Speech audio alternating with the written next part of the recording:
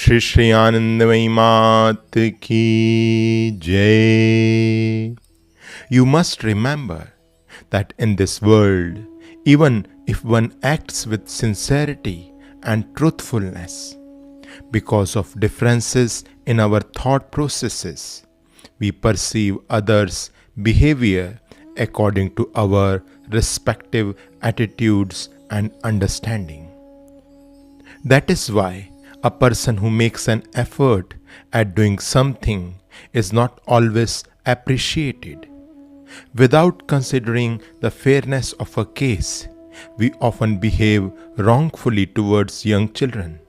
Some realize this later, some do not, while others do not acknowledge it, even if they realize it. But when you are undertaking a task, you must do so unhesitatingly and truthfully by concentrating upon what must be done. Do not ever worry about how your superior is going to view it, for you have no right to judge your superior. Your duty is to carry out instructions cheerfully. Do not harbor feelings of dissatisfaction while doing it, or the work will not be done to perfection and your mind will be disturbed and joyless. At that time, this body was hesitant about appearing before outsiders or going out anywhere, a reluctance that displeased Bholanath. I tried to abide by his wishes to the best of my ability. One day, a relative of Bholanath asked me, "How is that you do whatever Bholanath asks? If he asks you to do something harmful, will you still do it? Don't you have a mind of your own?" This body replied, "This body never thinks along those lines at all.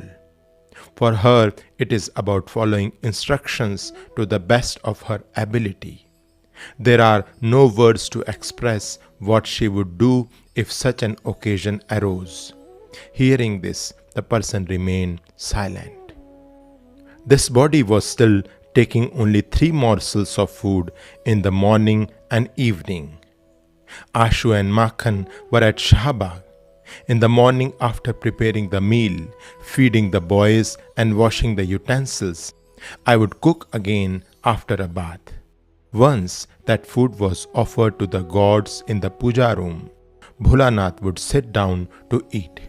I would clean the food ingredients and the utensils thoroughly, carry the water from the pond to prepare the bhog, and complete all other housework. On countless occasions in the course of this daily work, I would fall to the ground in a deep spiritual bhav. Similarly, while cutting vegetables, I would become mystically absorbed, oblivious of my arm resting on the blade of the chopper. After regaining normalcy, I would get up and complete the task. Sometime in trying to pull a piece of wood from the clay oven, my arm would remain there. I would discover later that the fire had scorched my skin, but there was no sensation of burning or pain. Who was getting to feel it?